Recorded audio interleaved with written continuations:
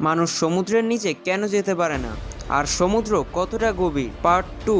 সমুদ্রের 3800 মিটার গভীরে যাওয়ার পর আমরা টাইটানিকের ধ্বংসবিশেষ দেখতে পারবো, আর 4000 মিটার গভীরে যাওয়ার পর আমরা সমুদ্রের অ্যাবিসিয়াল জোনে পৌঁছে যাব, যেখানে water pressure 11,000 pound per square হয়ে থাকে, যেখানে প্রচুর অদ্ভুত অদ্ভুত প্রাণী দেখা যায়। সমুদ্রের 6000 মিটার গভীরে যাওয়ার পর পানির প্রেশার এতটা থাকে যে আপনার মনে হবে যে আপনার মাথার ওপর 50টি ফাইটার জেট রেখে দিয়েছে। এর নিচে 6500 মিটার গভীরে যাওয়ার পর ডিএসবিন এলভেনকে আমরা দেখতে পারবো, যেটা টাইটানিককে খুঁজেছিল।